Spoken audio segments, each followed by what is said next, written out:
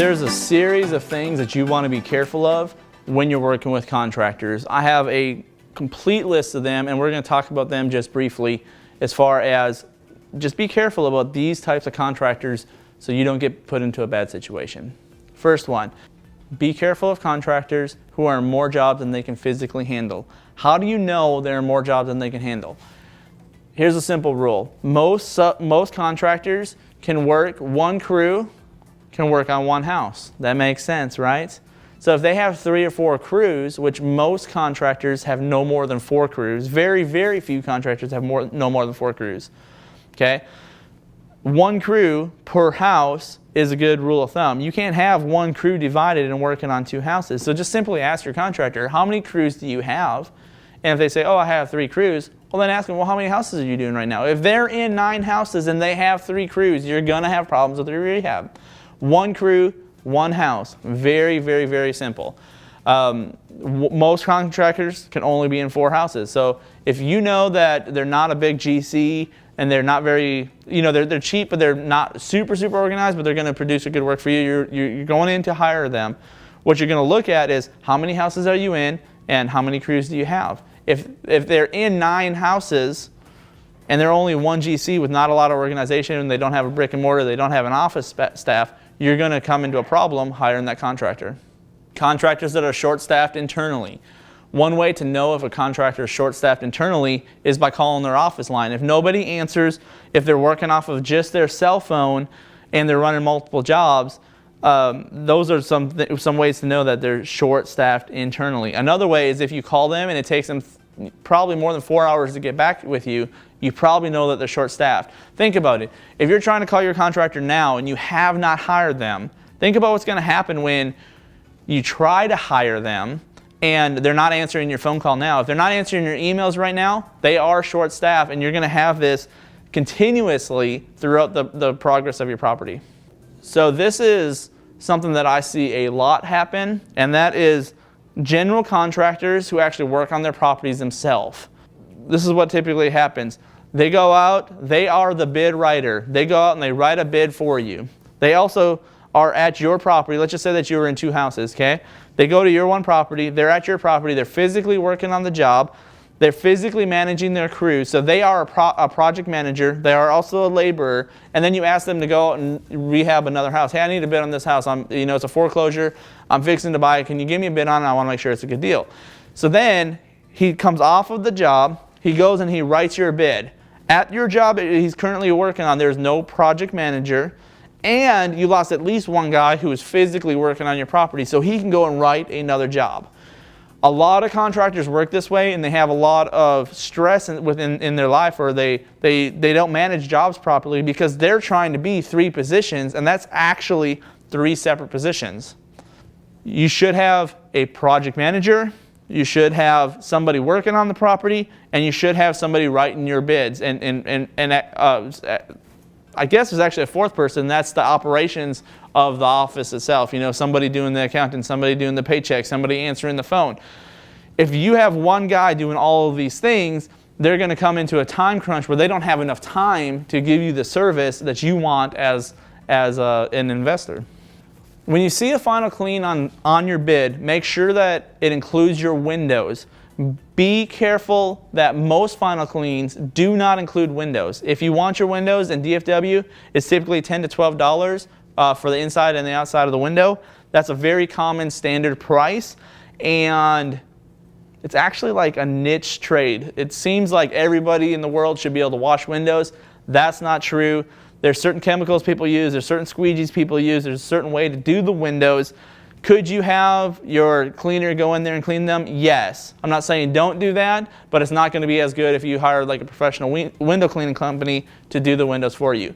Just note, sometimes on your final clean, be careful of what it actually includes, and you might want to question your contractor. What does this include? Are you going to sweep off my back patio? Are you going to sweep my front porch? Are you going to clean my garage? Does it include a power wash of the driveway? Or is it just basic debris cleanup and a quick wipe down? There's different prices and different fluctuations in prices for a clean, and you can pay really cheap and not get what you want, and you can pay a lot and not get what you want. Just make sure in your final clean you know what you're paying for and what you're getting. Be careful of contractors that don't return your calls, don't respond to your emails in a timely manner. That one's easy. Just be careful if they're not in communication with you. There's a certain contractor out there who always runs into personal problems. If the contractor, the subcontractor, their employees, their personnel is telling you information about them having problems at home. Hey, my husband got deported. Hey, my wife doesn't like me. Hey, this guy drinks all the time. Hey, he has no family life. And you see their relatives showing up. You hear their phone calls where their spouse or their girlfriend is hitting them up and saying, hey, look, you need to be home for this, or that you can hear just the conflict. Be careful of that contractor because they will be focusing more time on their personal problems than they will on your rehab. Be careful of contractors who are clueless of where the rehab is financially. You should be able to go to your contractor and say, hey, how much do I owe you? Hey, how much have we spent on the property? How much have you spent on the property? If they don't know where you are financially, be very careful of that. Now, don't expect them to know off the cuff today. You ask them and they respond back to you in a text message in 5 minutes. Give them a day or something to respond back to you, but don't give them 2 weeks to respond back to you because you're going to get out of control for that. A lot of times we measure how far the rehab is being done, not by time, but how much money has been spent on time, on labor and material. So if you know where they are financially or where the project is financially, then you can kind of have a gut check on what needs to be done, if you need to find a new contractor or if they're on target to where they need to be. Be careful of contractors who don't have business cards and don't have references. If they say, oh, I just moved here, I haven't done any job, or I just started it on my own, run. That contractor will get you in trouble. Be careful of contractors who cannot physically show you a property that they're currently working on or that they have completed. If they are a bad contractor and they worked on something, they're not going to show you something that they did wrong. Vice versa, most contractors are actually busy. Believe it or not, they have a little bit of a wait time. They are in a position where I can't start tomorrow, I have to start in a week or something along those lines. If they're not currently in a job, there's probably a good reason why. A perfect example of this is a friend of mine sent me a text message the other day. Hey, I met this roofer. He's a really, really good roofer. He's got 3 crews and he's slow right now. Well, guess what? This is Dallas, Fort Worth. If you're a really good roofer, there is so much business for you. It is unbelievable. My roofer, who I believe is a really, really good roofer, he's out 7 to 10 days all the time. Why? Because he's a really good roofer. Somebody who has 3 crews, who has no work to do and can give you a deal today, they're probably not that good at what they do, and there's probably a reason they don't have work. It might be that they're not good at marketing, they don't have relationships with other vendors, but it's most likely because they've jacked up so much that nobody's willing to hire them again. Be careful of contractors who live more than 1 hour away, particularly the project manager if they live 1 hour away, or if the subcontractors who are working on that project live more than 1 hour away.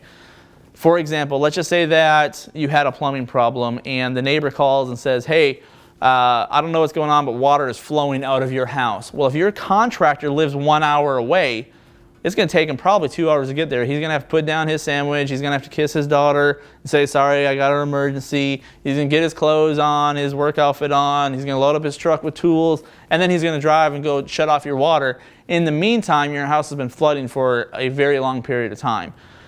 They're also, if they're driving an hour there and they're driving an hour back every single day, you're going to come into a problem where that's literally 2 hours a day that they could have been working on your project versus, say, 15 or 20 minutes, right? So if they're more than an hour, just be careful on hiring them because your project is either going to go longer, it's probably going to go longer, almost inevitably it's going to go longer because they don't have time. They're spending so much drive time just to get there, they can't work on it as long as you want them to work on it as an investor.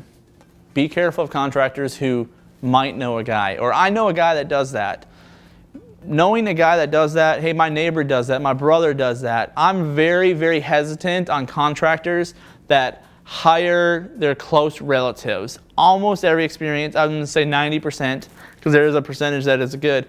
Hey, my brother does this, or my uncle does this. In that situation, I like the contractor I'm working with, and I've hired the contractor I'm working with because of the quality he does. Typically, if they know somebody, they're giving you a referral based upon somebody that they know and they're trying to take care of their family, but a lot of times that family member is not actually very good at what they do. So just be careful of the guy who knows a guy or says, oh, my neighbor does this, let me give him a call.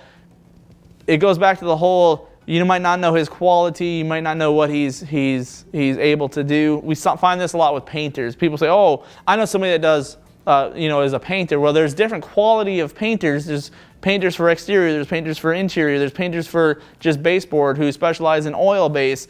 And a lot of painters on that type of referral, they're either really, really, really expensive and they don't meet an investor budget, or they're just not good quality. So be careful of the guy who knows a guy. Be careful of the guy who is just getting back into contracting. Oh, I worked for somebody for a little while, I worked for this company, now I'm getting back, I want to start swinging a hammer again. I just like to be in the field working on stuff. Be careful of that guy. That guy is dangerous. This is an industry that's constantly changing. Material prices are changing, labor prices are changing, code is constantly changing. And if someone's coming back in from a 10-year lapse, or they just got out of prison or something like that, there might be so much that has changed that they might do some stuff wrong on your particular property, how they used to do it or how we used to work on stuff. A perfect example of this is a couple years ago, it was okay in almost every city to put green sheetrock inside of a bathroom. It's got like this water resistance seal on it. I don't believe it, but apparently it's waterproof, right? Well, now every single property, almost in all of DFW, is requiring us to use some sort of hardy backer or concrete board instead of green sheetrock. If you hired somebody that used to do green sheetrock, they might install green sheetrock, and that might not be the best thing for your particular property. I've already talked about this one a little bit, but just be careful of the guy who is really, really slow right now. If someone's slow, it's for a reason. Don't hire the person who's really slow right now. They're not a good contractor, and you're going to find that out the hard way. Be careful of the contractor who does not have a written contract. Don't do a verbal agreement. Don't say, hey, I'll pay you $500 or $5,000 if you get this done.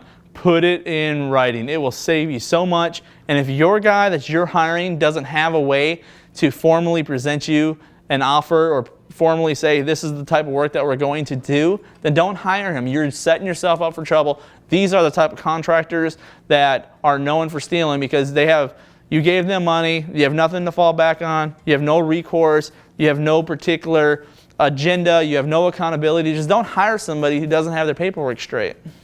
So sometimes when we hire a contractor and they start to fall behind, or we're not seeing what we want to see from that contractor, it might not actually be the contractor's fault. Sometimes it's their subcontractor.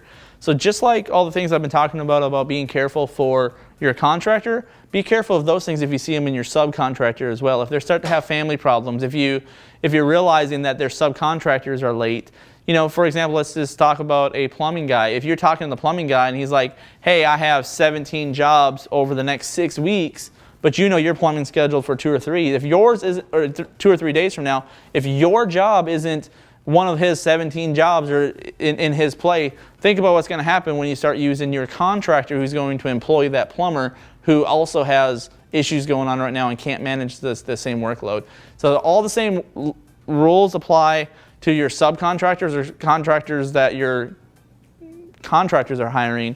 That would apply to your contractors. Just be careful that you're kind of aware of that because it may make an impact or play into your particular project. My name is Ron Carlson. I'm with Renovation Gurus. I appreciate you taking time to watch all this information. I'm hoping that it benefits you in your investment world, that you are able to buy more houses, that you're wiser, smarter because of this education. Propelio Academy has a lot more videos. Continue to watch them, continue to educate yourself. If for some reason you want to contact me or you want to contact somebody on my team, feel free to reach us at renovationgurus.com. You can also call our 855 number. It's 855-99-GURUS. Gurus translated as 48787. So it'll be 855-99-48787, or you can reach us at admin@renovationgurus.com. If you have questions, if you need a bid, feel free to reach out to us. Thank you for your time.